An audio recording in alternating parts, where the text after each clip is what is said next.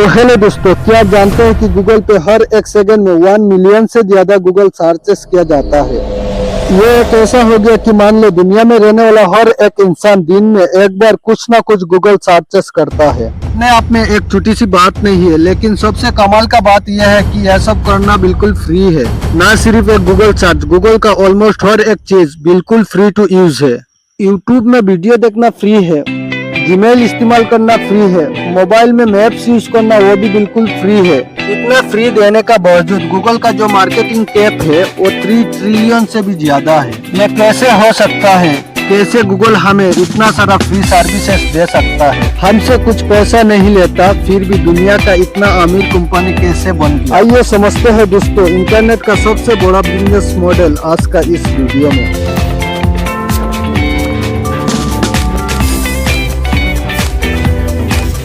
तो हेलो दोस्तों, अगर आज सुबह आपने गूगल ओपन नहीं किया होता, अगर यूट्यूब पर कोई वीडियो ना होता, मैप्स आपको रास्ता ना बताते और जीमेल से आपका काम नहीं चलता, क्या हमारी यह डिजिटल लाइफ बच पाती?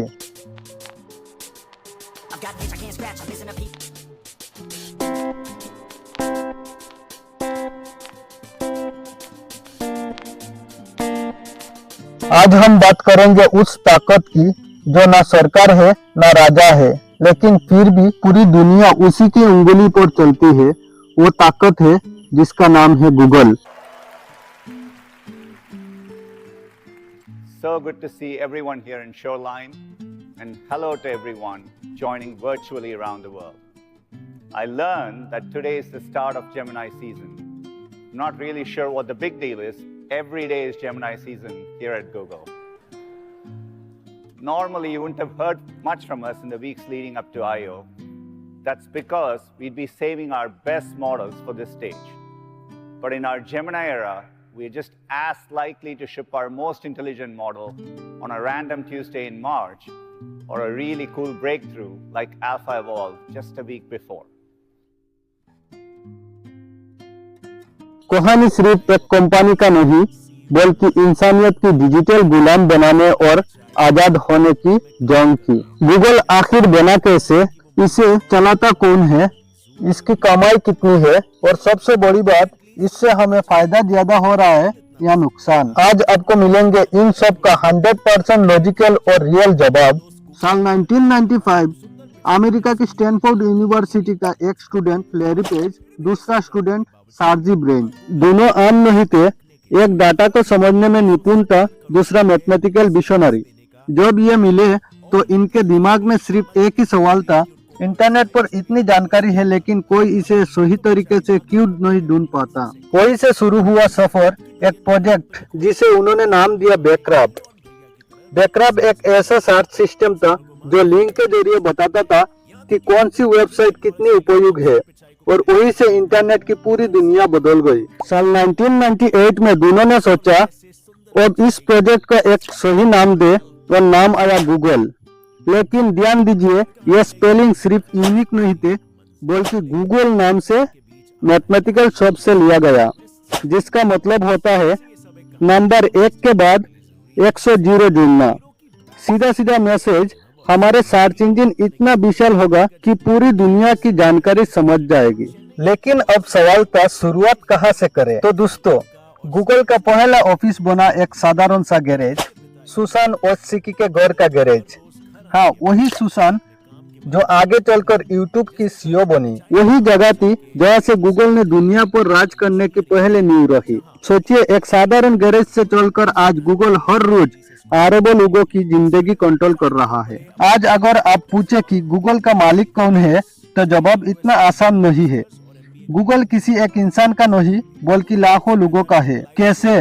क्योंकि गूगल अब सिर्फ एक कंपनी नहीं, बल्कि एक एम्पायर है, जिसे कहते हैं अल्फाबेट इंक। हाँ दोस्तों, गूगल अब अल्फाबेट नाम की पेरेंट कंपनी का अंदर है, और इस अल्फाबेट के नींव रखी थी गूगल को दोनों फाउंडर्स लैरी पेज और सर्जी ब्रेन ने। लेकिन ट्विस्ट किया है, दोनों अब सीधा रोजाना गूगल नहीं चलाते, उन्होंने बैकडोर सौंप दी है अपने चुने हुए लीडर के हाथों में। वो लीडर है भारत से आया एक इंसान जिसका नाम है सुंदर पिचाई। सुंदर पिचाई एक साधारण परिवार में जन्मे। चेन्नई भारत से अमेरिका तक का सफर, स्वप्नों के साथ संघर्षों से भरी कहानी। साल 2004 में गूगल से जुड़े क्रोम ब्राउजर लॉन्च करने वाले क्रोम की सफलता ने उन्होंने गूगल की टॉप मैनेजमेंट में पहुंच गया और साल 2015 में वो बन गई गूगल के सीईओ। लेकिन वही कहानी खत्म नहीं होती। साल 2019 में उन्होंने अल्फाबेट का भी सीईओ बन गया है। यानी वही सुंदर पिचाई अब गूगल और पूरी अल्फाबेट का एम्पायर दोनों चलाते हैं। सोचिए दोस्तों, एक बच्चा जो कभी ब्लैक एंड व्हाइट टीवी पर क्रिकेट देखता था, क्या ये पॉसिबल नहीं कि आपके बीच से ही कोई अगला गूगल लीडर बने। लेकिन असली सवाल यह है, सुंदर पिचाई सीईओ तो है, लेकिन गूगल का मालिक कौन है? क्या सच में गूगल पर सिर्फ फाउंडर का कंट्रोल है या फिर गूगल का असली मालिक वो है जिसके पास इसके शेयर्स और डाटा है? और जब बात आती है डाटा की, भाई साहब, असली पावर वही छिपी है। हाँ, गूगल आपके सर्च, आपका ईमेल, आपका मैप्स लोकेशन, आपका यूट्यूब लाइक सब कलेक्ट करता है और फिर इसी डाटा को एड कंपनीज को बेचकर बिलियंस ऑफ डॉलर कमाता है। साल 2024 में गूगल का रेवेन्यू था लगभग 307 बिलियन डॉलर। सोच लीजिए, ये इनकम कोई देशों की सालाना इकोनॉमी से भी बड़ी है और इस रेवेन्यू का 80% से भी ज्यादा आता है सिर्फ एक चीज से, गूगल एड्स और यूट्यूब एड्स से। कभी गौर किया है, आप गूगल पर अगर जूते सर्च करते हैं तो अगले एक हफ्ता तक यूट्यूब और क्रोम ब्राउजर हर जगह आपका सामने एड्स बेचता है, वही शूज का। इसे कहते हैं टारगेटेड एडवर्टाइजिंग। यानी गूगल आपको इतना अच्छा से जानता है कि आपको खुद से भी ज्यादा आपके बारे में बता सकता है। अब सोचिए, जिस डाटा से गूगल कमा रहा है वो डाटा किसका है? आपका। यानी असली में ओनर सिर्फ गूगल के फाउंडर या सीईओ नहीं, बल्कि कहीं ना कहीं गूगल आपकी लाइफ का मालिक बनता जा रहा है। तो कल्पना कीजिए दोस्तों, किसी गांव में एक बच्चा है जिसका पास ना किताबें है, ना अच्छा स्कूल है, ना लाइब्रेरी है, लेकिन उसके हाथ में अगर एक मोबाइल और गूगल है तो वो बच्चा भी डॉक्टर, इंजीनियर या साइंटिस्ट बनने का सपना देख सकता है। गूगल ने नॉलेज को सिर्फ एलाइट यूनिवर्सिटी तक सीमित नहीं रखा, इसने नॉलेज को सबके लिए खोल दिया। आज हर कोई, चाहे गांव का किसान हो, शहर का बिजनेसमैन या स्कूल का बच्चा, सब एक ही टीचर के पास जाते हैं और वो टीचर है गूगल। पहले शिक्षा पाने के लिए लाइब्रेरी जाना पड़ती थी, किताब ढूंढनी पड़ती थी। आज वही नॉलेज गूगल क्लासरूम और यूट्यूब ट्यूटोरियल ने लाखों बच्चों की जिंदगी बदल दी। अब गरीबी किसी को सपनों को रोक नहीं सकती जब तक गूगल उनके साथ है। मेडिकल वर्ल्ड में गूगल एआई डॉक्टर को बीमारियों की डायग्नोसिस में मदद कर रहा है। Google maps natural disaster, flood, earthquake में मिलियंस लोगों का सेफ एविक्यूएट करने में काम आता है। गूगल सिर्फ सर्च इंजन नहीं है, अब ये लाइफ सेविंग इंजन भी है। जहाँ पहले सिर्फ ब्रांड को ही मार्केटिंग का मौका मिलता था, आज एक स्मॉल शॉपकीपर भी गूगल एड्स के जरिए अपने कस्टमर तक पहुँच सकता है। यूट्यूब के जरिए लाखों क्रिएटर ने अपने इनकम खड़ी की है। गूगल ने मिलियनरीज ही नहीं बल्कि क्रिएटर इकोनॉमी बनाई है। चाहे किसान हो, छात्र हो, डॉक्टर हो या दुकानदार, गूगल ने सबको बराबरी का मौका दिया है। यानी सिर्फ एक कंपनी नहीं बल्कि मॉडर्न लाइफ का ऑक्सीजन है। लेकिन जहाँ रोशनी होती है वहाँ अंधेरा भी होता है और गूगल की सबसे चमकदार रोशनी के पीछे छुपा है एक गहरा अंधेरा। कहा जाता है जहाँ सबसे ज्यादा रोशनी होता है वही सबसे गहरा अंधेरा भी छुपा होता है। गूगल ने हमें नॉलेज दी, कंफर्ट दी, इनकम दी, लेकिन इसके साथ ही हमारी जिंदगी से कुछ बहुत कीमती चीज भी धीरे धीरे खिसक रही है। आप सोचते हैं कि जब आप गूगल पर कुछ सर्च करते हो वो सिर्फ आपके लिए है, लेकिन हकीकत में हर क्लिक, हर लोकेशन, हर वॉइस कमांड गूगल के सर्वर में सेव होता है।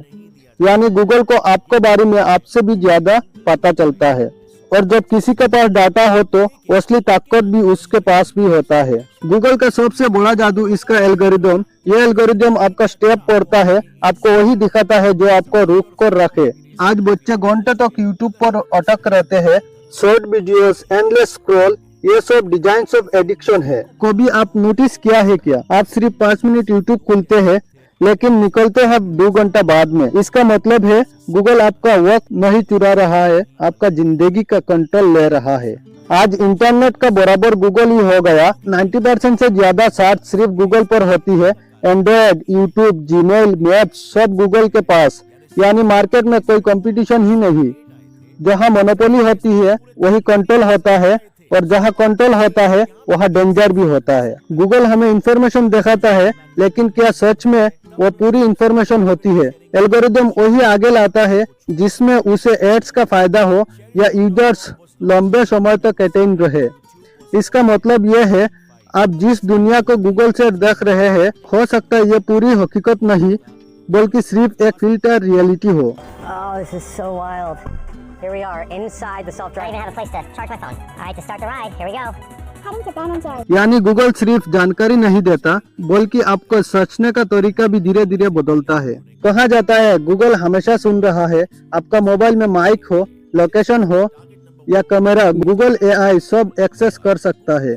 शायद आज नहीं, लेकिन कल ये जानकारी गवर्नमेंट एजेंसीज और कॉरपोरेशन के काम आ सकती है। तो क्या हम गूगल इस्तेमाल कर रहा है या गूगल हमें इस्तेमाल कर रहा है? गूगल ने हमारी मदद की है, लेकिन ना भूले हर मदद की एक कीमत होता है। यह कीमत सिर्फ पैसे नहीं बल्कि हमारी आजादी और सोच की है। अब सवाल यह है, गूगल का आने वाला काल कैसा होगा? क्या गूगल सिर्फ सर्च इंजन रहेगा या पूरी दुनिया का चलाने वाला डिजिटल ब्रेन बन जाएगा? AI, artificial intelligence, Google brand और जिमिनी एआई असिस्टेंट जीवन के हर डिसीजन को एआई गाइड कर सकता है। क्वांटम कंप्यूटिंग, इतने स्पीड के कंप्यूटर्स जो दुनिया के सभी बैंक्स और सिक्योरिटी कोड्स तोड़ सकता है। हेल्थ केयर, कैंसर और रेयर डिसीज को डायग्नोस करने वाला AI tools. Autonomous cars, Google की वेमो कार्स जो बिना ड्राइवर के खुद चलेंगे। The trunk, put your stuff in the back, and let's go in. Oh, this is so wild. Here we are inside the self-driving car. It says, good afternoon, start ride, and I see my destination right there. And I even have a place to charge my phone. All right, to start the ride, here we go. Heading to Ben and Jerry's. Please make sure your seatbelt is fastened. For any questions, Oh my press the gosh. call support button to speak with a rider support agent.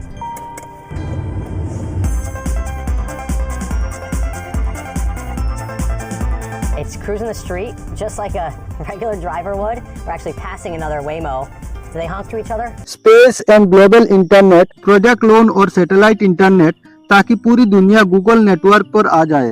तो सोचिए दोस्तों, अगर कल Google का AI इतना शक्तिशाली हो गया कि वो खुद डिसाइड करने लगे कि हमें क्या देखना है, क्या खरीदना है, किससे शादी करना है और वहां तक कि किस पर विश्वास करना है, तो क्या इंसान का फ्यूचर्स गूगल के हाथों में होगा?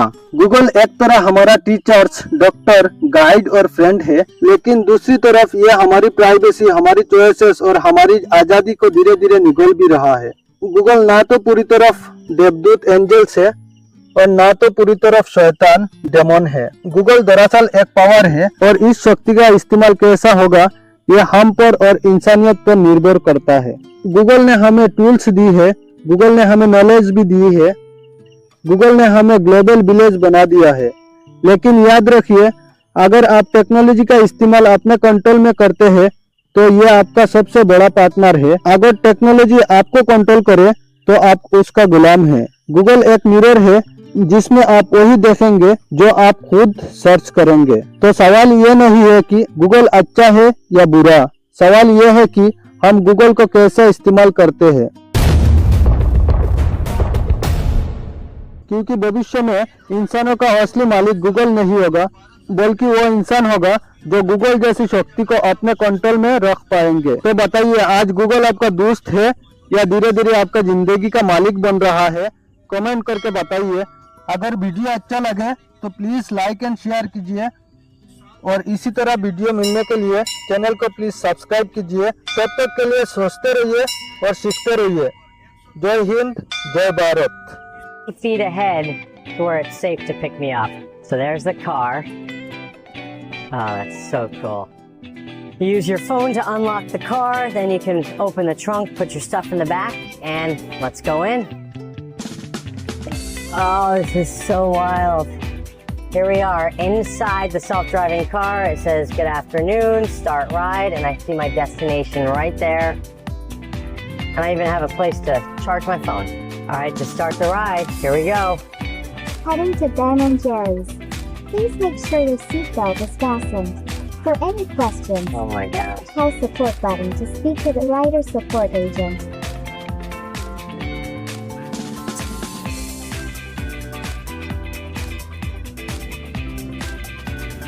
It's cruising the street just like a regular driver would. We're actually passing another Waymo. Do they honk to each other?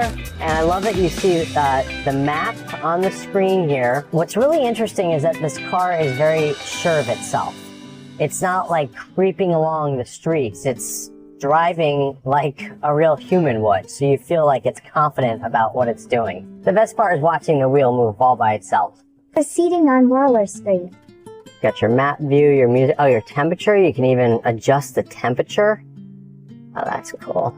Oh yeah, here we go. We got a truck that's in our lane and we're just going around it. No big deal.